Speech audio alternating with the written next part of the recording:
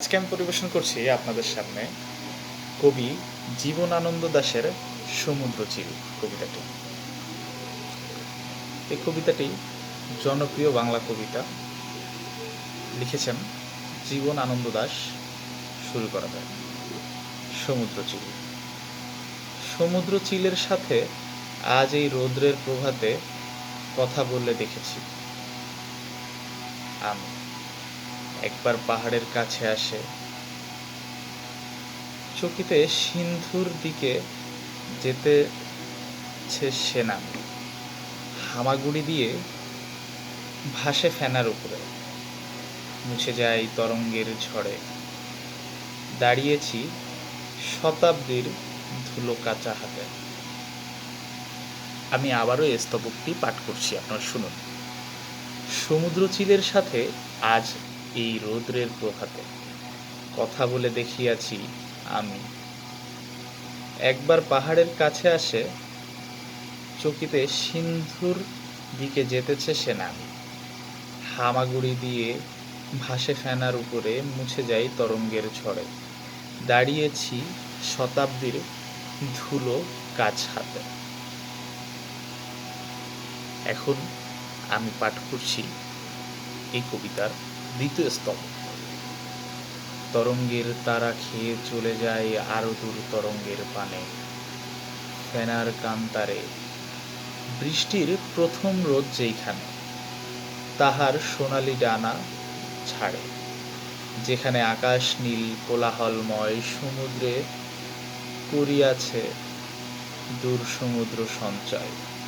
দিগন্ত হারায় যায় দিগন্তের প্রাণে। অর্থাৎ দিগন্ত যেখানে, অন্য দিগন্তের প্রাণে হারিয়ে যায়। আমি আবার স্তবকটি আপনাদের বোঝার স্বার্থে পাঠ করছি। তরঙ্গের তারা খেয়ে চলে যায় আরো দূর তরঙ্গের পানে। ফেনার কান্তারে, অর্থাৎ ফেনার ভেতরে বৃষ্টির প্রথম রোদ যেইখানে তাহার সোনালি ডানা ছাড়ে। বৃষ্টির প্রথম রোদ যেখানে সোনালি আভা ফেলে, সেটাকে এখানে আরো শ্রুতিমধুর করতে গিয়ে বোঝানো হয়েছে বৃষ্টির প্রথম রোদ যেখানে তাহার সোনালি ডানা ছাড়ে। যেখানে আকাশ নীল কোলাহলময়, যেখানে আকাশে কোনো মেঘ নেই, আকাশ একদম নীল কোলাহল মুক্ত। সমুদ্র করিয়াছে সমুদ্র সঞ্চয়, সমুদ্র যেখানে তার পানি সঞ্চিত করে রেখেছে। দিগন্ত হারায় যায় দিগন্তে প্রাণে। আমি এবার এই কবিতাটির তৃতীয় স্তবক পড়ার জন্য প্রস্তুতি নিচ্ছি। চঞ্চল ধবল বুকে নাচিতেছে ফেনার আঙুল, ধানের শীষের মতো দুপায়ের শিরা।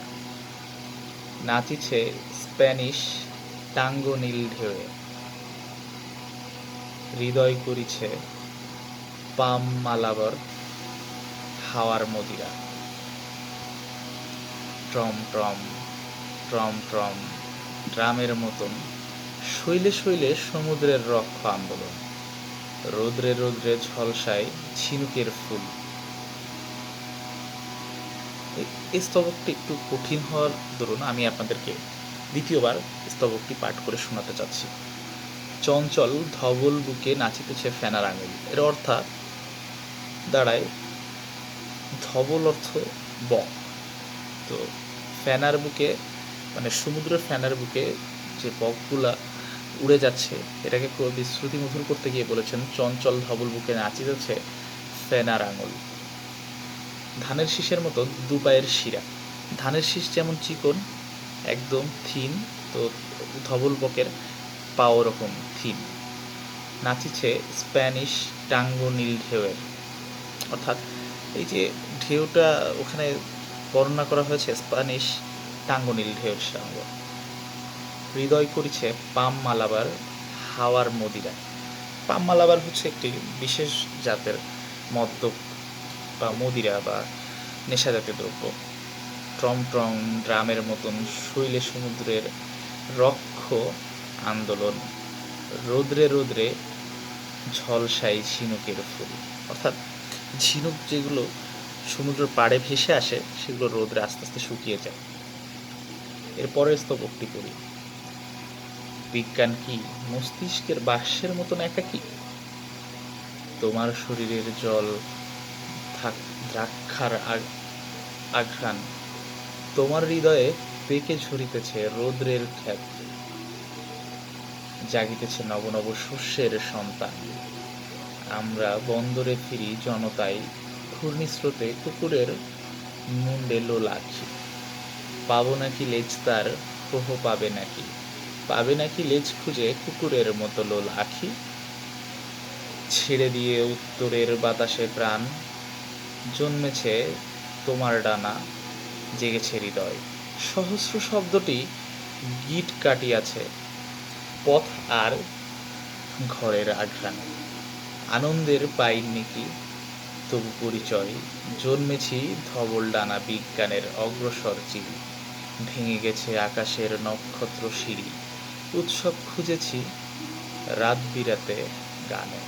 পৃথিবীর দিকে দিকে ছড়ায়েছি মনোবীজ, আহা আকাঙ্ক্ষার নিঃসঙ্গ সন্তান।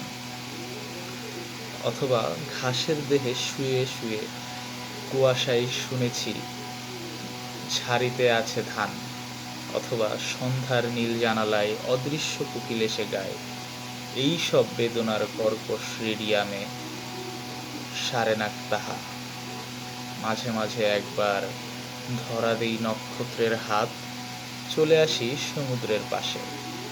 যে ক্ষেত ফুরাতে আছে, ফুরায়ে গেছে, তার তৃষ্ণা মিটিয়েছে আকাশে। চেয়ে দেখি সেই নীল আকাশের ছবি, সমুদ্রের অজান্তক জানালার গল্পের সুরভি। রৌদ্রের ডানার ভেসে যেইখানে পৃথিবী হারাতে চাই, সমুদ্র চিলের খেলা তুলে নিয়ে হাতে।